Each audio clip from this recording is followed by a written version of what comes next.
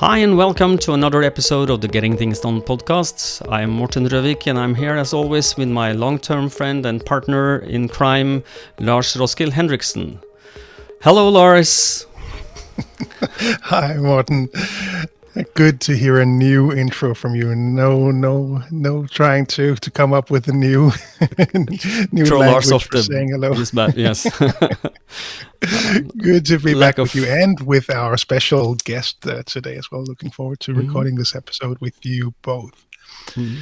If you have not listened to our podcast before, our goal is to help you in learning GTD or becoming an even better GTDer, help you get the benefits of GTD, becoming more productive, less stressed, and better at staying present with whatever you're engaged in. And we hope that you find these episodes valuable regardless of how experienced you are with GTD. And if you're looking for a refresher or learn more about the basics of GTD, we always recommend you go back and listen to episodes 1 through 6 about the 5 steps in GTD. Yes, and today's episode is an interview episode with none other than Mr. Justin Hale from VitalSmarts in the US. And I know, Lars, you're dying to ask him some questions. Maybe you should just dive into it. By the way, welcome, Justin. Yes, exactly. Thank you. It's a pleasure to be here with the two of you. Thank you. Yeah, happy to have you, and thanks for taking the time to talk to us. Let's start off easy. I think with if you could share a bit more with the listeners about who you are and what you do. Of course. As you mentioned, my name is Justin Hale, based here in the United States, and I have for the past 13 years been primarily a trainer, working with small groups and executive teams, training them on high leverage skills that will have a dramatic impact on their results and on their team culture. And for a number of years, I was training some of VitalSmarts' key courses like Crucial Conversations and Influencer and some others. And then I was introduced to David Allen and VitalSmarts partnered with David Allen, and I had a chance to really dive into the content, and it became my one true love outside of my family. I'll say that it became my really just came to love the content, live the content, benefit from it.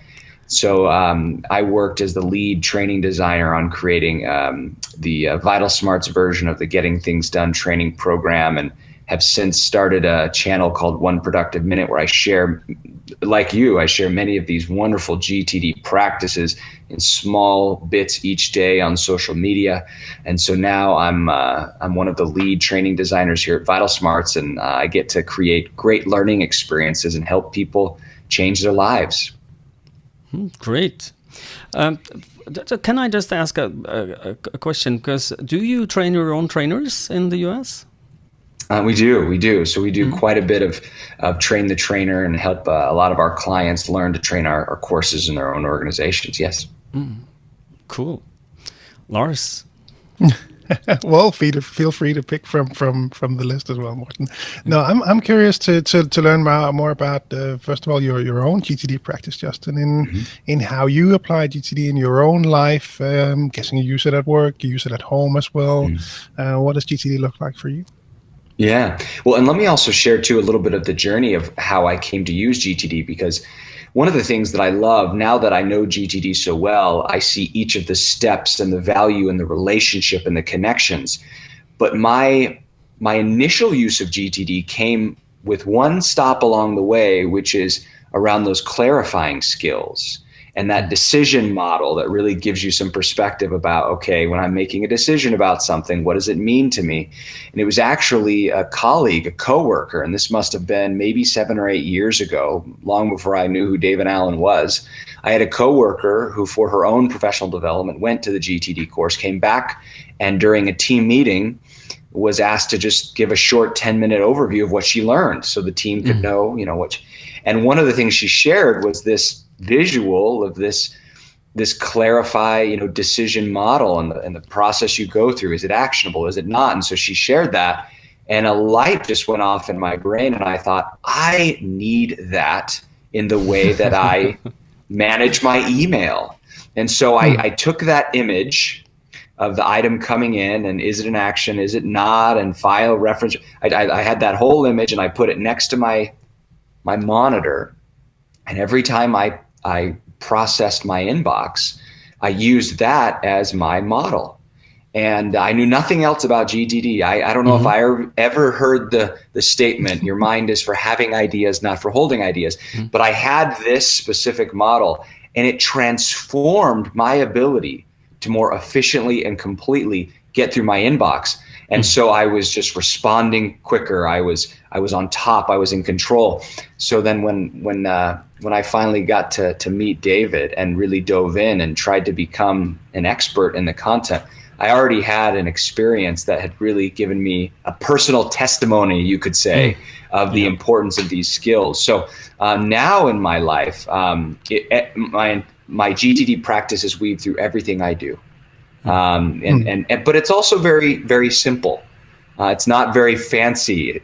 I wake up in the morning. The first thing I do is I look at my calendar, and then I look at my lists. I look at the key things that I want to do for today. I make a plan, a short to-do list of things that next actions I want to take. And then if I don't need to do anything right then, I clean up my inbox, and I do that very quickly so that I have a clear deck. And then the world is my oyster. I can do so many things and have a clear mind and a focus on those key next actions I've chosen for the day. That's really how I do my daily practice. It's all about, for me, it's getting a clean inventory of things and then making choices. And so for me, it's very straightforward. That's a simplified version of how I think about my day. Yeah. And is that then applied both at home and at work, or is it just for work? Because I see, we see quite a difference between how people implement it, where they typically start off at work, and as people progress with it and become better GTDers, they tend to also let it expand to really cover all of their commitments, whether personal or professional. Yeah, I made a decision early on that I wanted to have all of it in one system, and I tell people that that's not the best practice. It is an option, and it's an option that I've chosen that I found is most helpful for me. So I like to keep it all in one inventory. I use OmniFocus to manage all my projects and my next actions, which is a great application. There are many that I believe would do similarly well for me. But yes, I keep it all in one. I have a few lists that are more home related. I have an at home list. I have a at Christina list. Christina's my wife. Things I want to talk with her about. Errands could be work related, but they're mostly personally related. But all of those lists sit in one place. And the reason for me personally, I've chosen to do that is because my mind doesn't separate the two.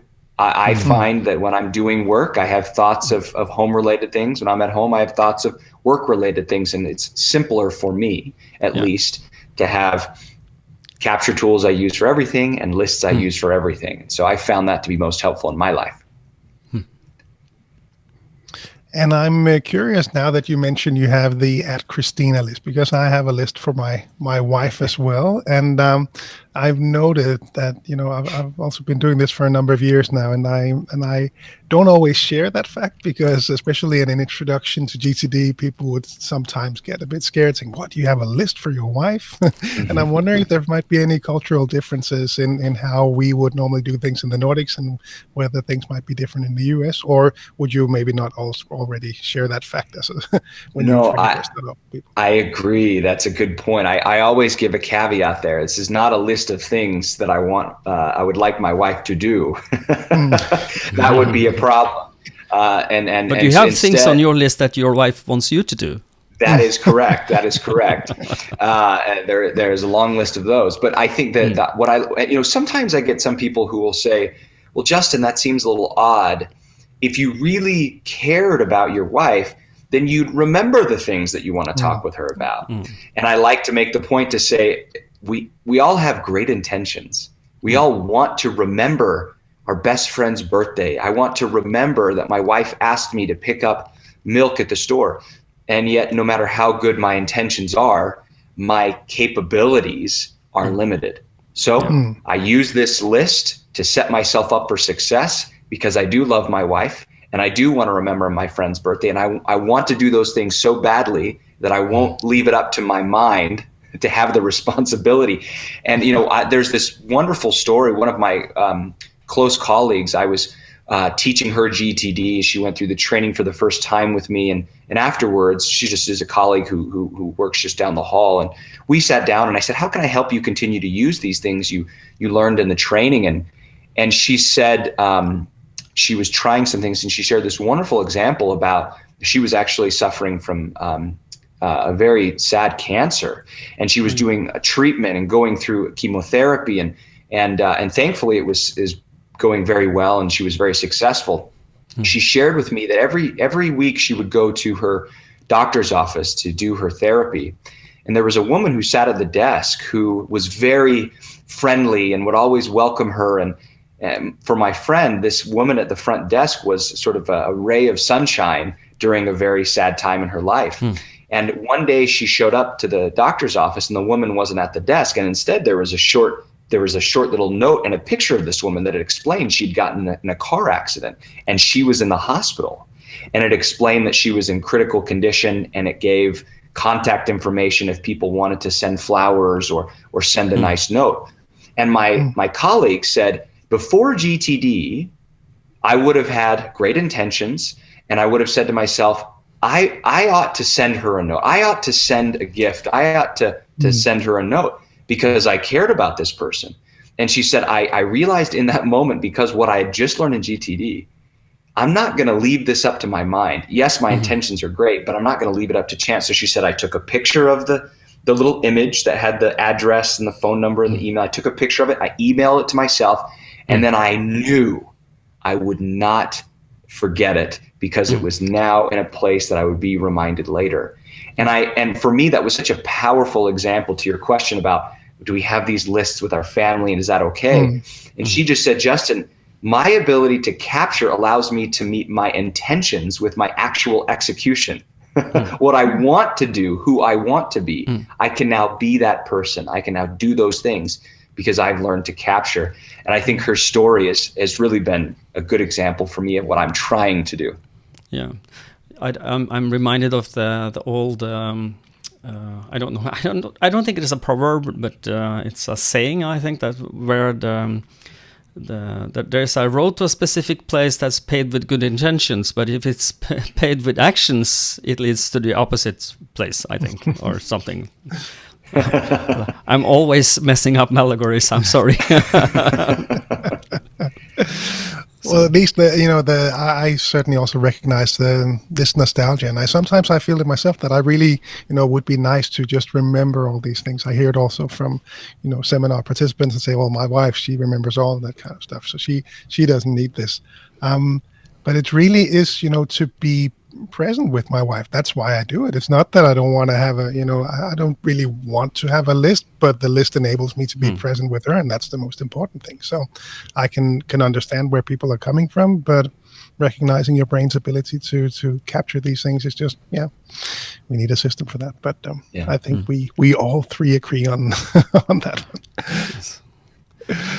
So the next thing I wanted to check with you was this the use of GTD in your role. How have you implemented this in your teams? We always like to ask about this because it's always interesting to hear how people may differ in how they implement it and use it as a team.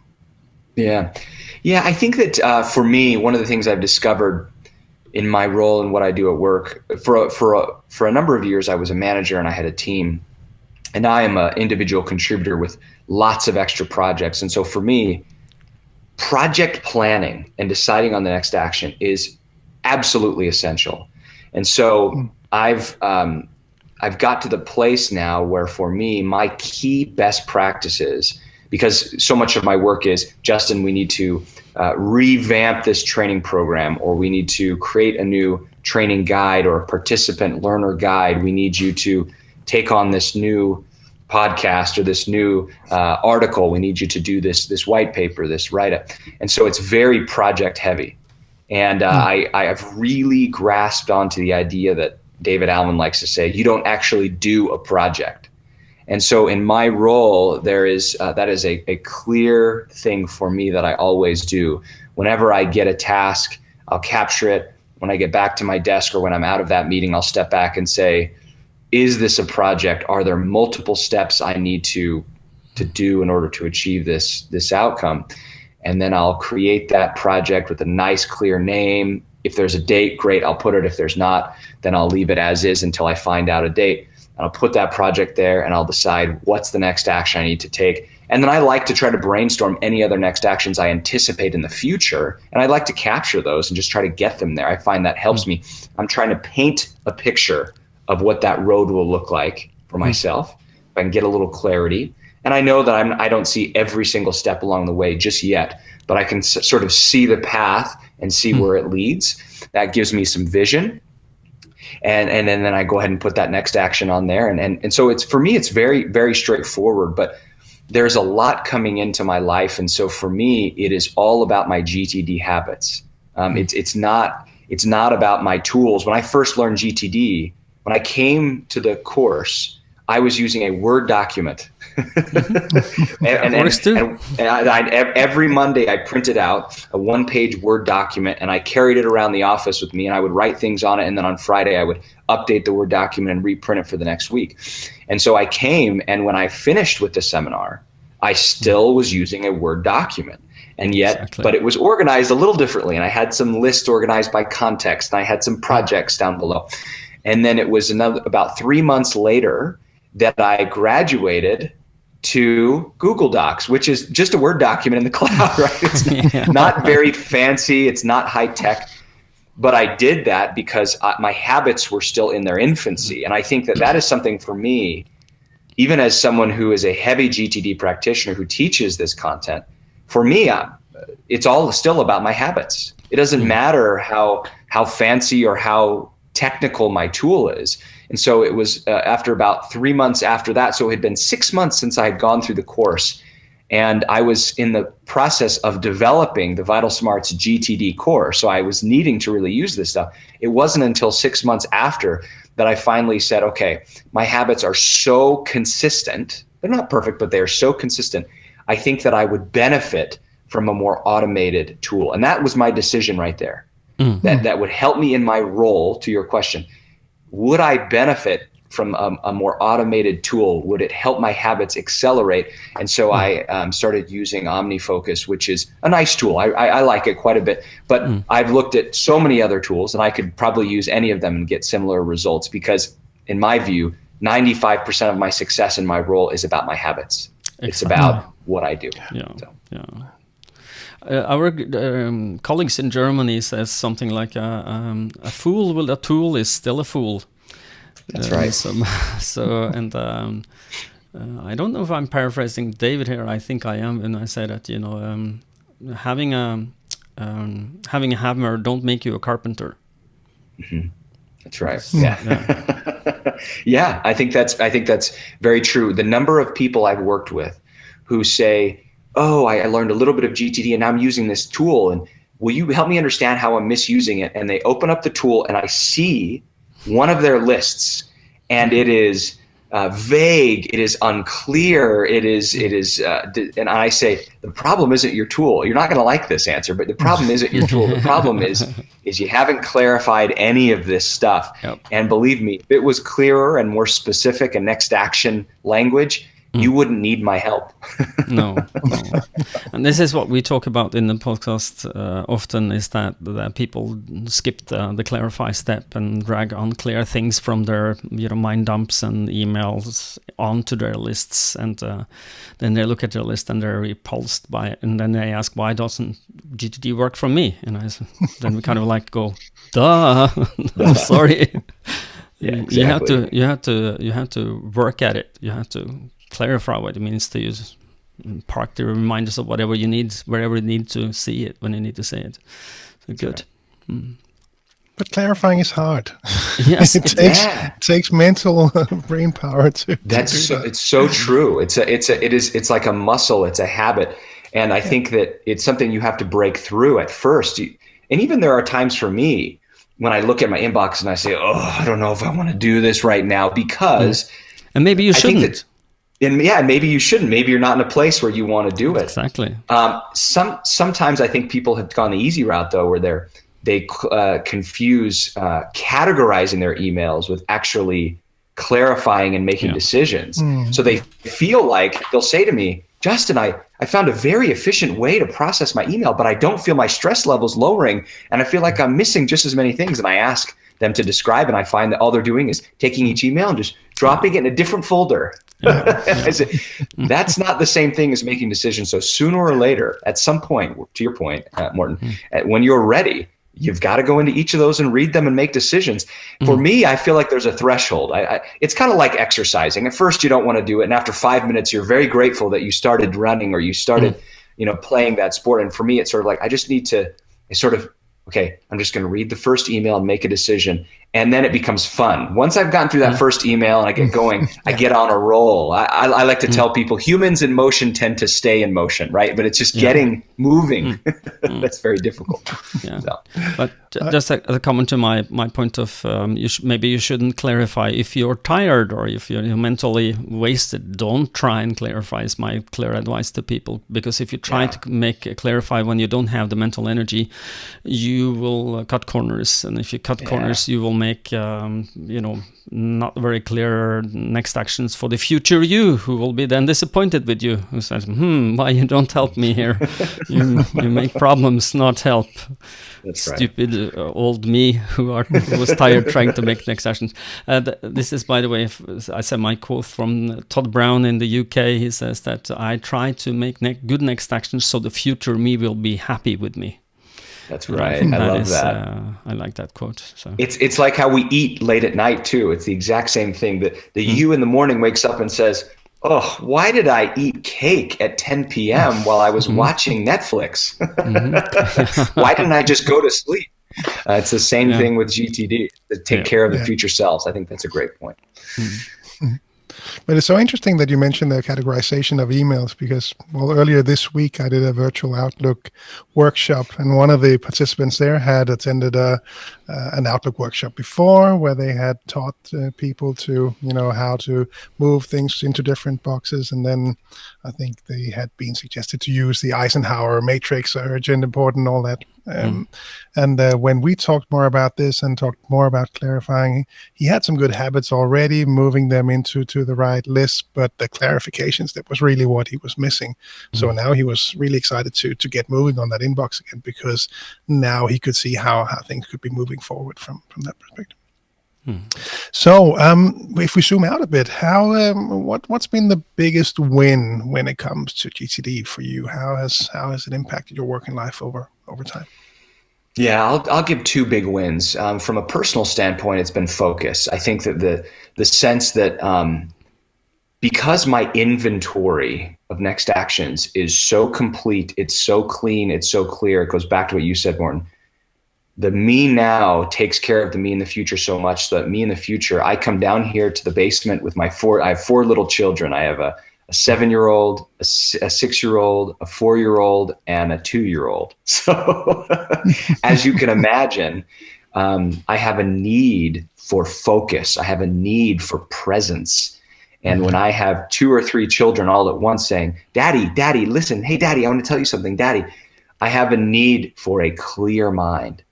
I have a need to be so focused on what they're saying. And especially when my 2-year-old, she's almost 2, when she talks and she doesn't know a lot of words. She doesn't speak English or she speaks some language. I'm not sure what language it is. I have a need to really focus in on what she's saying. And more than me understanding what she's saying is that she can see me listening. Yeah. And I really, I heard someone once say, and I really love this. They said, it's when you're in a communication with another person, it's not the other person telling you their concerns that builds the relationship. It's the other person watching you listen that builds the relationship. And my ability to have a clear mind determines my ability to be able to focus and listen to you. And so that's the first big win, Lars, to your question at home, is my ability to be able to not have things hanging over my head. In my work life, I would say the big win is efficiency. My ability to be able to, I had a funny moment about 3 years ago, where I was talking to my vice president, and she and I together had developed the VitalSmarts GTD training course. And she said, I don't know how to say this to you, Justin, but I feel like I don't have enough to do. And she's like, I don't want to tell our CEO that. And I kind of laughed. And I said, oh my gosh, I'm so glad you said that, because I've been having that feeling recently and I don't understand it, because I know when I look at my projects, I have more than I had last year. And yet for some reason, I feel like I don't have as much to do. And so on a phone call with David and Catherine Allen, she brought this up, and David just laughed out loud. And he said, you've hit that moment. You've hit that moment where you're so in control, and that your habits are so strong that you're feeling like my friend likes to say, you're the hammer, not the nail in your productivity life. And so for me, that's been the benefit in my work life, is I feel complete control. Now, sometimes enough comes in that I start to feel like the boat's rocking, but the benefit is that I can feel that, because I feel like I'm in such control. I know when I'm getting out of sync at all. Yeah. And so those have been the huge, to your question, Lars, those have been the huge benefits in my life. And actually, I'll just share a short message, a short example that's been helpful. So I was in the middle of developing the VitalSmarts GTD training program. We were right in the middle of it. And my wife was pregnant with our third child. And she started to go into labor very early. Her water broke at 22 weeks. Baby is supposed to go generally until 40 weeks. This is very dangerous. We went to the hospital, and the doctors gave us some very scary news. And they said, if she delivers the baby in the next week or two, unfortunately, we don't think the baby will survive. It was an incredibly dramatic moment for our family. Wow. And within a week or two, the doctor said, we'd like you to be admitted to the hospital, and we'd like you to stay here until you have the baby. And so overnight, I was a single father with two little boys. I had a 3-year-old and a 2-year-old, and my wife was now in the hospital. And I was in the middle of trying to develop a training program about getting things done. And it was very dramatic. And so a lot of people would say, well, I need to set that aside so I can focus on my family. But instead, I doubled down. I did 2 weekly reviews. I immediately sat down with my wife in the hospital, and I said, help me understand everything. She had chosen to stay at home, so she wasn't working. I said, tell me everything you do every day. I made lists. I had projects. I had checklists for each day of what she did, how she did it. And I said to myself, I can either let this overwhelm me, because it's going to be emotionally difficult, or I can try to use what I'm in the middle of learning and developing. And I just doubled down on my habits. And my wife, thankfully, was able to stay. She stayed in the hospital till the baby was 30 weeks, and we had our son. But then he was very premature. He was in the neonatal intensive care unit for 80 days. So even though after my wife had the baby, she came home and we had our child in the hospital for 80 days, that came as a project. And I don't mean that insensitively, but it did. It had lots of actions, and it had lots of things we needed to do. And I can honestly look back at that situation and say, an overwhelming situation didn't overwhelm our family. And I know that so much of it was because of GTD.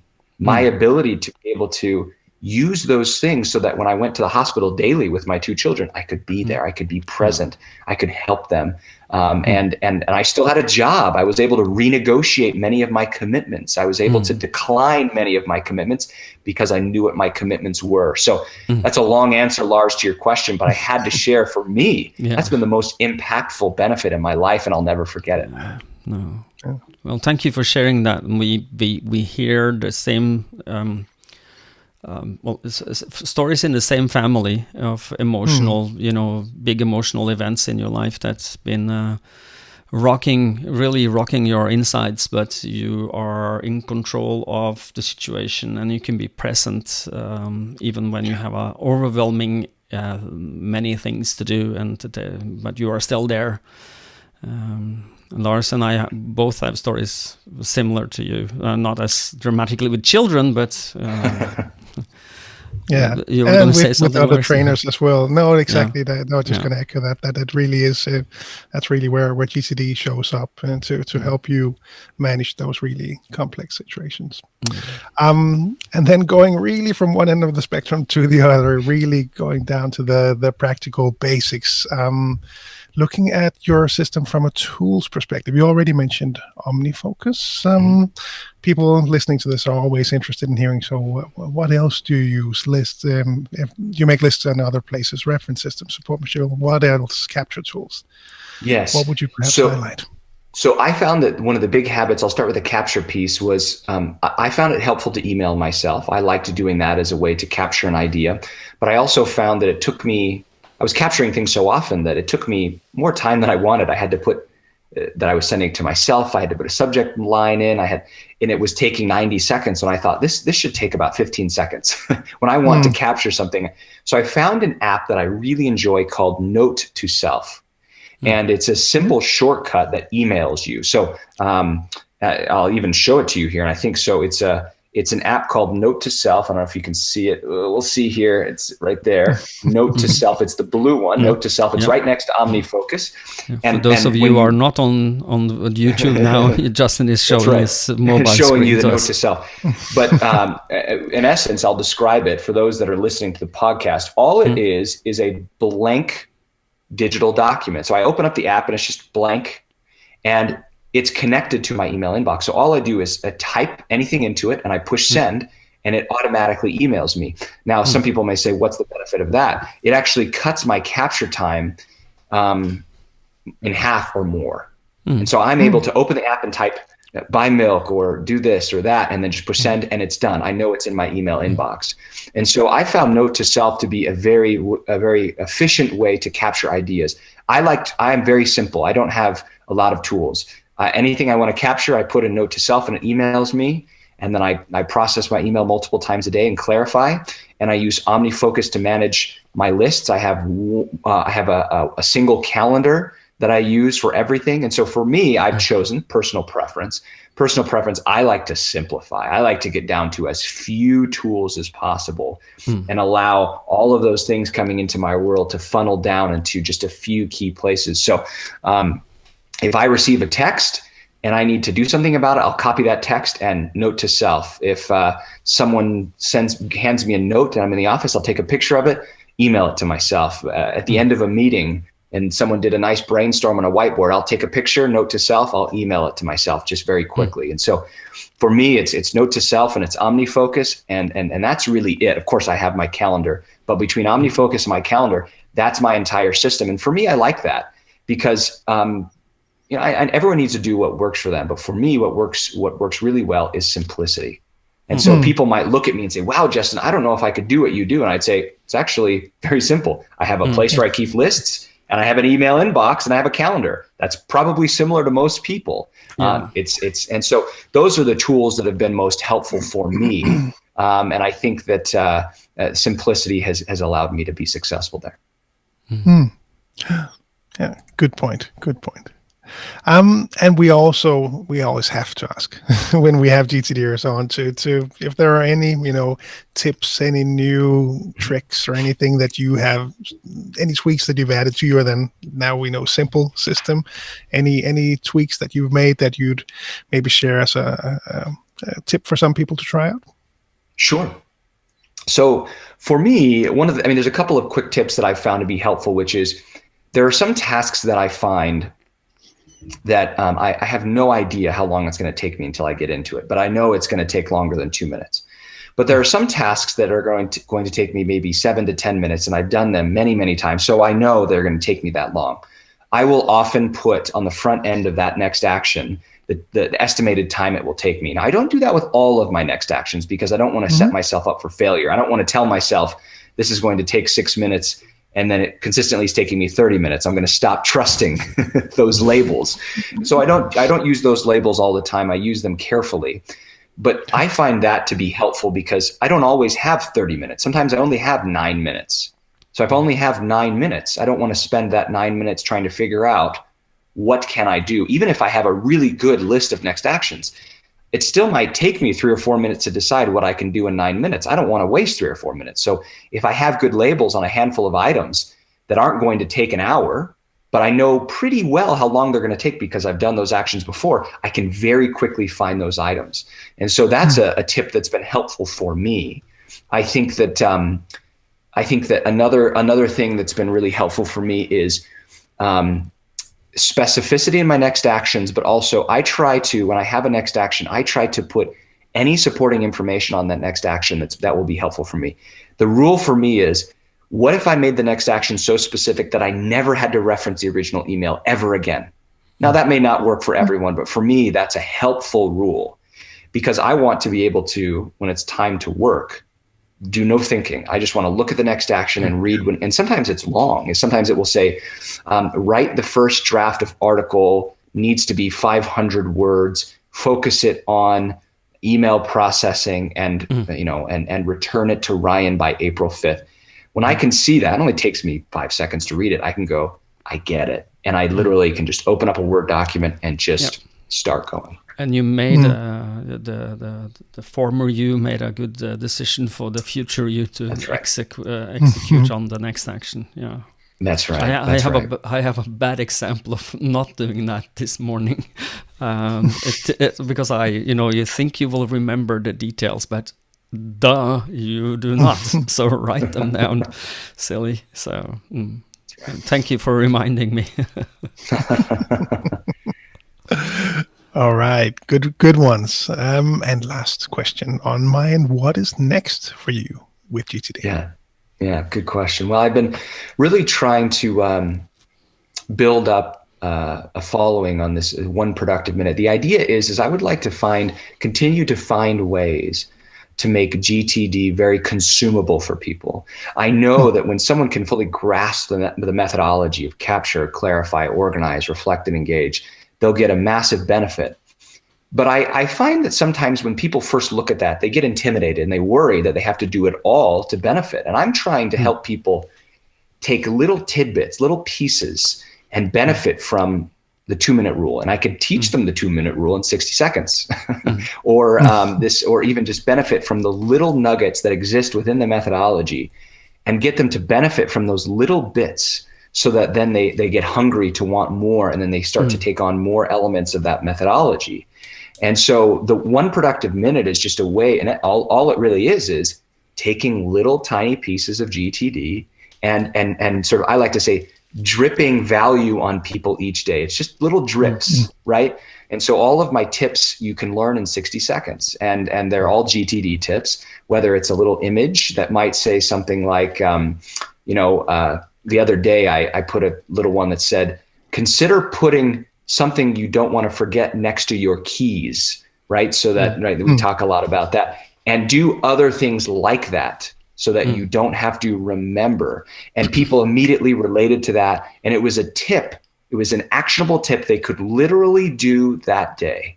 So for me, I'm continuing to try to say, how do we move beyond the theory, which is important, and continue to get into the practicality in day-to-day life? And I think as people adopt those small things, they begin to see the benefits of, now that I've done one little tidbit, what's the next? And over time, their benefit grows as their adoption grows. And so for me, it's really building up the one productive minute following and trying to find new ways to help people come to use and love GTD. That's a big thing for me right now.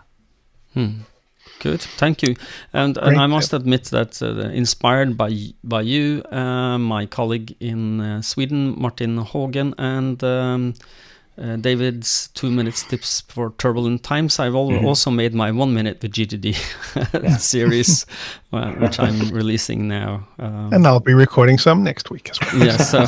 So we think the same in the same way, because GTD and this holistic model where every part plays its part, and together it works better than on the separate. But like the 2 minute rule you mentioned, that's been transformational for a lot of people, and give them a kind of the first dip the toe into GTD and feel how nice that water feels. That's right.